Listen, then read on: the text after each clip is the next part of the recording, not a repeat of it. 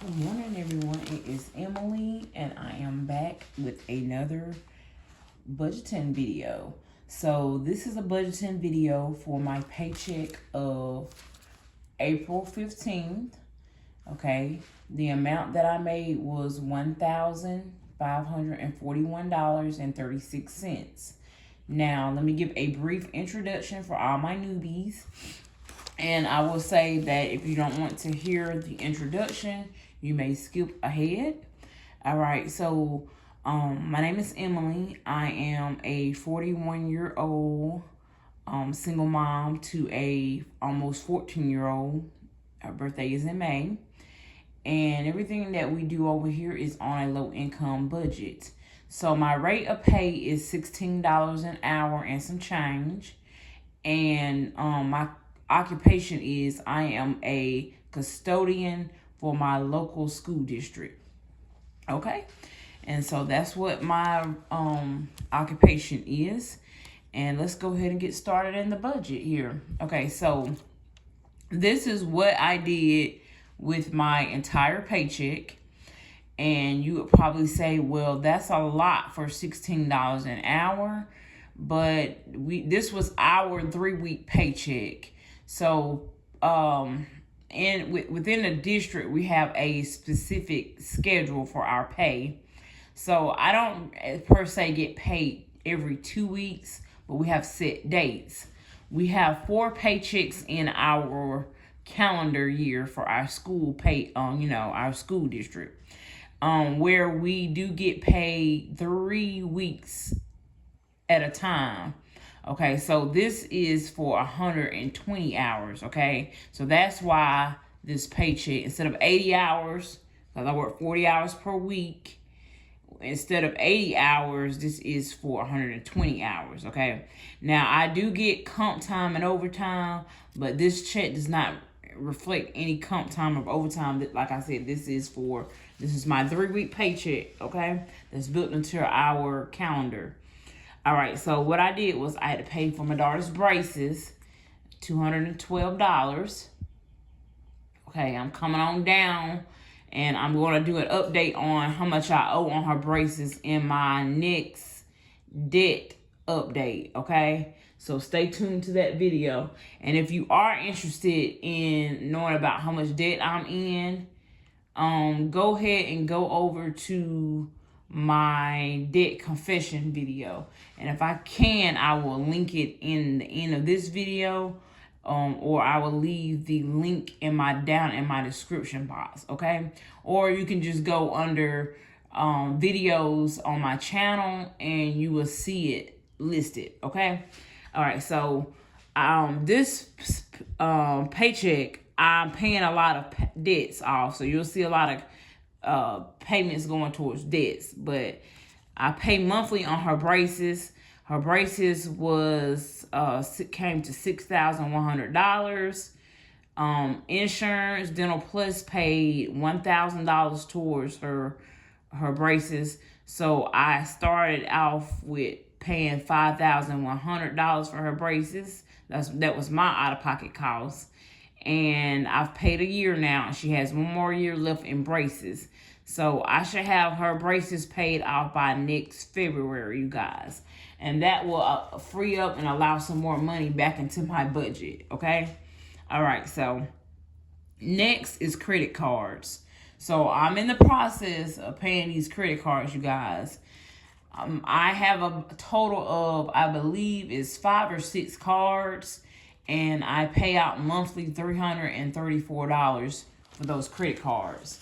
Like I said, I'm in the process of paying down my debts so that I will have this money, these 2 amounts added back into my income. So that's why I'm kind of like, and I'm going to say, I'm not over my income now since I moved, but a couple of months ago when I was living on my own, I was actually over my income for the month. I wasn't bringing in, like, my amount of bills was over the amount that I was bringing in monthly. Now, it's actually, my bills are under, but I want to be able to take these debt payments all this money that I'm using towards debt payments, I want to be able to take it and save it, because after I pay all my debts off, I will be purchasing, I'm believing I'm going with a mobile home. I will be purchasing some land and some mobile home for me and my daughter. And that's just a future goal of mine. And I know some people will be against mobile homes, but there's nothing wrong with nice new mobile homes. Even if I purchased an older one and I fixed it up, but I'm deciding to buy new because I just don't have the time to do any fixer up projects, as well as the finance. So I'm gonna decide to purchase new with warranty, going forward. But I have to pay off my debts and stuff first before I can raise my credit score, before I can even finish saving towards a house. I was saving for a house before, but I paused it to pay off because I started incurring debt, so I paused the house savings fund. But as soon as I get my debts paid off, I will start back saving towards a house. Okay, so Spectrum, which is for my phone, is $113 a month. Now, some may say this is kind of high. To me personally, don't think this is high. I don't think it's the lowest, but I don't think it's the highest, because I am paying on 2 phones. I'm currently paying on 2 phones right here. And this is for 2 lines of service, one for me and one for my daughter. Okay, so I would be paying these phones off, but I decided not to pay the phones off first, just because there's no interest on those, but the interest is in the credit cards. So I decided to apply all my extra debt towards the credit cards instead of the phones. I'm just going to continue to pay the phone bills and the phones as I go on. And we'll talk about that more in a minute. Okay, so Geico, which is my car insurance, is $124. I do drive an older car, but I do have roadside assistance on there. I don't have full coverage, but I do carry the coverage just in case, like, of a natural disaster, or a tree fall on a car, I hit a deer or something, something to that. So that's also with that, and the rental insurance, the rental reimbursement, and the towing, it does raise my insurance up a little bit higher. Also, I did have 2 accidents previously where I was hit by 2 uninsured motorists.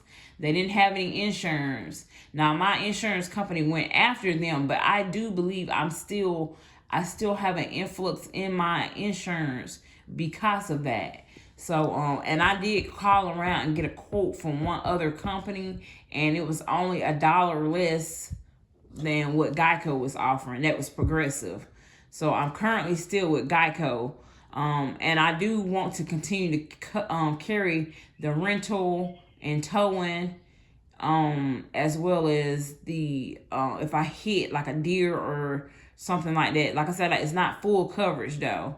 My insurance will cover me if I hit someone, but let's say, yeah. So no. Yeah, it will cover that person if I hit them. But if I hit someone, it's not going to replace my car, is basically what's going to happen. So it'll be coverage for their car, but it won't be. And that's how the full coverage works. But my car is older, and I just don't see the need to carry the full coverage on it, okay? And I am currently saving cash for another car anyway. All right. So I paid, like I told you before, I paid a lot of debts with this check. So I'm in a payment agreement for a medical debt, which is Prisma, and I paid $50 towards them.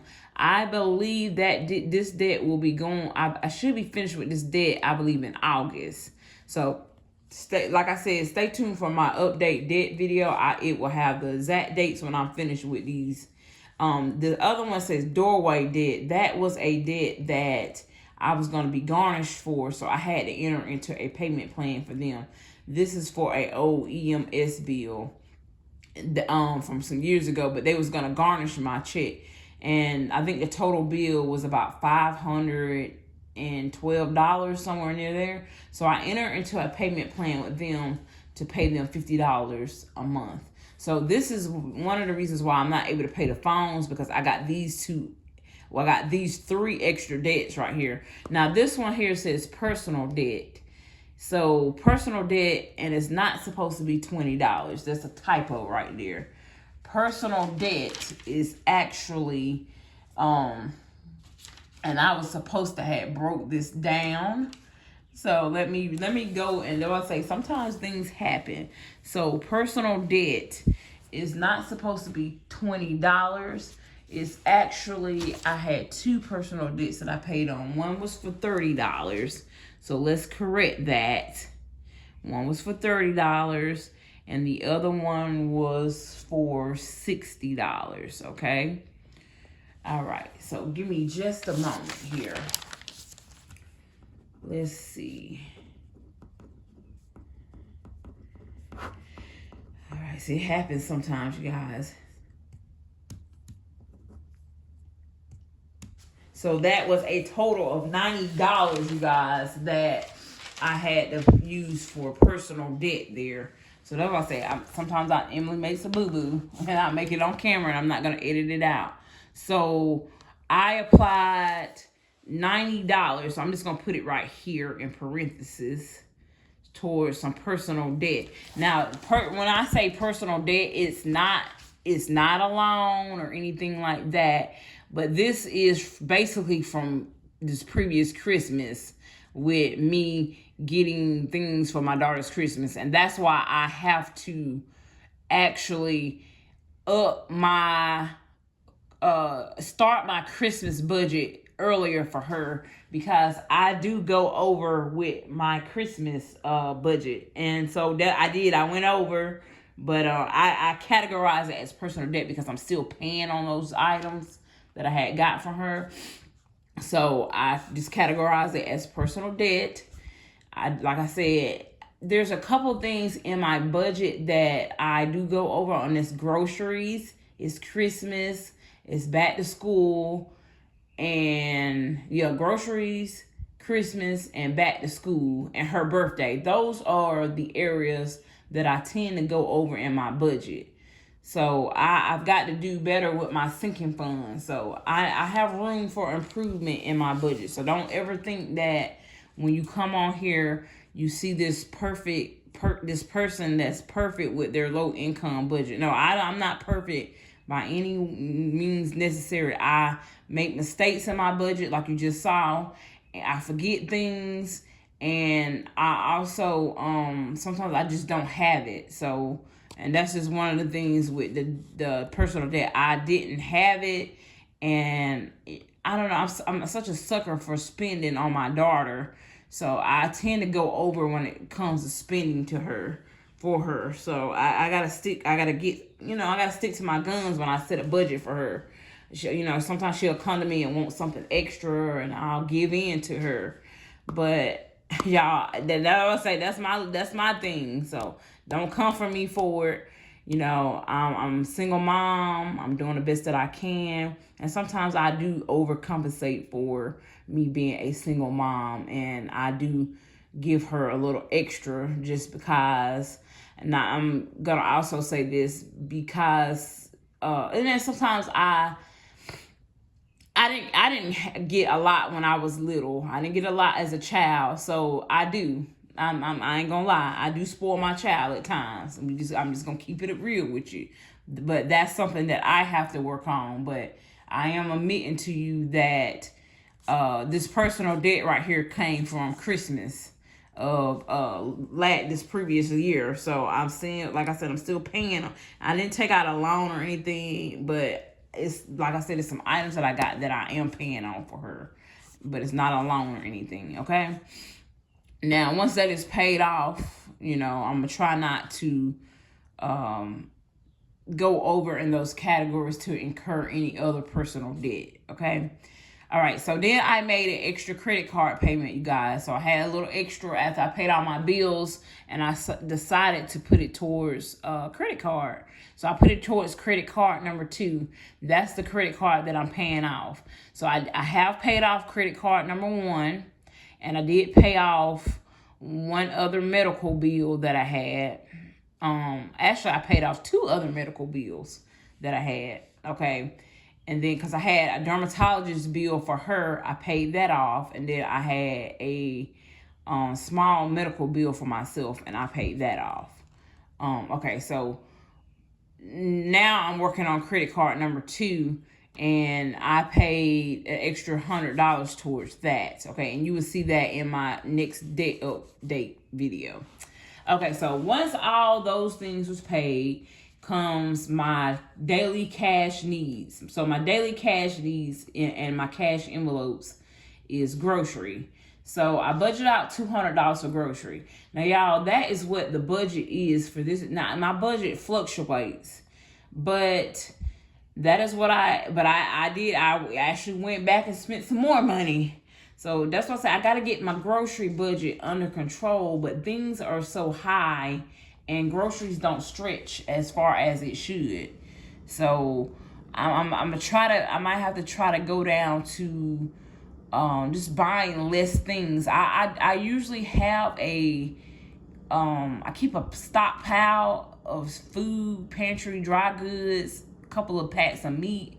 So I usually have extra groceries from week to week, but what's happening is I'm running out of my staple items. And when I mean staple items, is things that we use weekly, like my produce and stuff.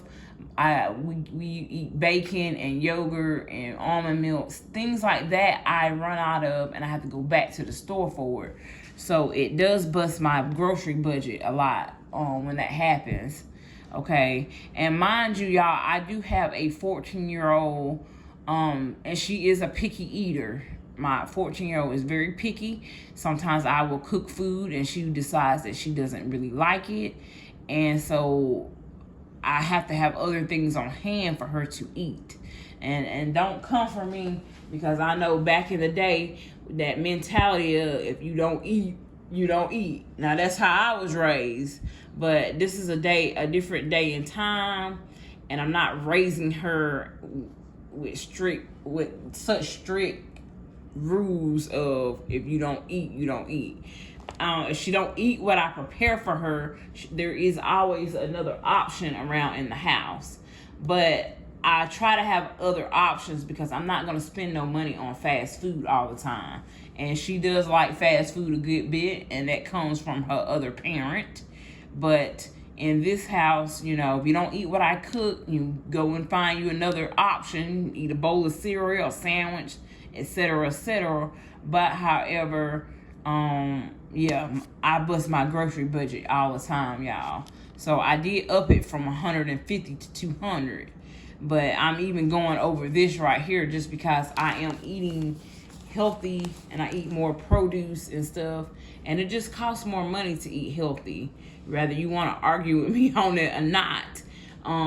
Produce and stuff, your staple items, you run out of it before 2 weeks. You got to spend more money to get it, okay? So I'm prioritizing my health right now. So I'm having to invest a little bit more money into me eating healthy. Okay, so my next thing that I've set money aside, and these are for 2 weeks, you guys. $80 for gas. I may or may not spend $80 for gas. I typically don't. But what will happen is, which is where the grocery budget come in. If I happen to go over in groceries, I might pull a 20 from this category if I see myself having a little extra in gas. Okay, household. So household, we need some household items this time around. I need some paper plates and cups. I think I need some, let's see, we might need just a few other household items, but I separate household items and personal items from my grocery budget just so that I can kind of help control the grocery a little bit better. Okay, so grocery received $30, personal for personal hygiene items. I know that Ashton needs some more facial cleanser, and she'll be needing some sunscreen as well. So this will probably pretty much take care of maybe one of those items, and I know she needs some lotion. So this take care of 2 items for her this time around. It's $20. Then Ashton, my daughter, for her allowance, she received $20. Okay, and then for my savings challenge, I put in $20. Now, I am currently not saving any money in a savings account or anything, but I do have an emergency fund that has over $1,000 in it currently, so I'm not saving any money towards savings. But just do know that I do have that in place in case of emergency come. And that used to be my house savings fund. But because I got into debt, I opted to move the money. I opted to just pause the saving for a house to pay off my debts. Now, once my debts is paid, that money will go back to being my house savings fund. And then I'll just save an additional $1,000 towards just a basic emergency fund, okay? All right. Now, savings challenge, received $20. That's all I could afford to save this paycheck, y'all. The savings challenge that I'm doing is the 52-week savings challenge. That money I'm going to use to pay off a credit card as well. So when I'm done with the challenge, it should be over $1,300 saved, and I will apply that towards one of my credit cards, okay? So, storage. So you see what says storage, $40. Let's talk about this storage, y'all. So I mentioned in my previous video that my storage bill was going from $156 to $212. I think that's, when it's said and done, it's about a $65 increase. So I am going to currently keep the storage just because I have a lot of items besides furniture that I need to store. Like, I had been living on my own previous, and now I live with my sister. But I had been living on my own for about 11 years, and I have things that I am not going to part with, as well as my daughter. There are some things that I will part with, and there's some things that I won't. But I gotta have somewhere to store them. I don't have room to store them here where I'm currently at. So I don't mind paying for storage, but I don't want to be having that much of an increase.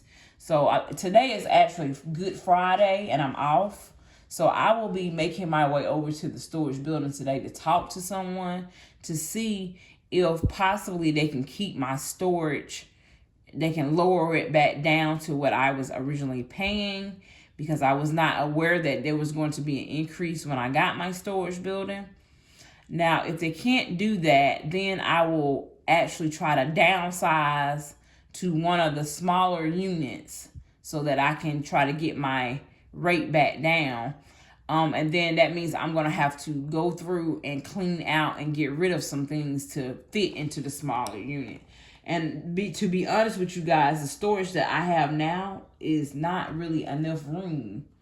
It's packed to capacity from top to bottom, from floor to ceiling. So if I have to go in and get rid of some items and get a smaller unit, then I will be taking care of that hopefully before the beginning of May. If I can't get it done before May, I will pay that $212, but definitely by June, I will try to downsize to a smaller storage unit. So that's what I decided to do with that. I know I had some people telling me in the last couple of videos that if I wasn't attached to my furniture just to get rid of it, and that's great. And I am not attached to some of the furniture in there, but some things I did want to keep. And then like I said, I have some keepsake items that I need to keep because they hold sentimental, and they have sentimental value to me. And like I said, I just don't have the room to store them here, or once I move to my mom's house, I definitely won't have storage there. I probably got more storage here where I'm at with my sister than whenever I move in with my mom.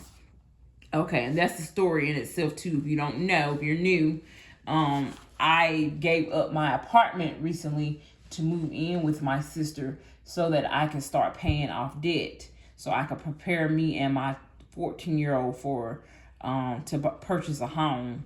So yes, I did give up my having my own apartment to live with my sister so that I could lower my monthly costs. Okay. So the next thing I have is here, you see where it says bank fee. Bank fee $5. We talked about this bank fee before. I always get a lot of comments on it, but I am just paying the bank fee just because, like I said, I have things set up on automatic payment, and I don't want to have to redo all of my subscriptions, all of my automatic payments. So it's nothing for me to pay this $5 for convenience. I do know that there are other banks that don't charge fees. And I do have, I bank with Bank of America. That's the one that's charging a fee because I don't keep, and what it is, I don't keep a certain amount in the account. So they charge that service fee. Okay, I can't keep it. I just can't keep that amount in there. Okay.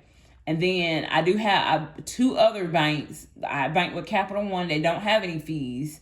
And I also bank with TD Bank.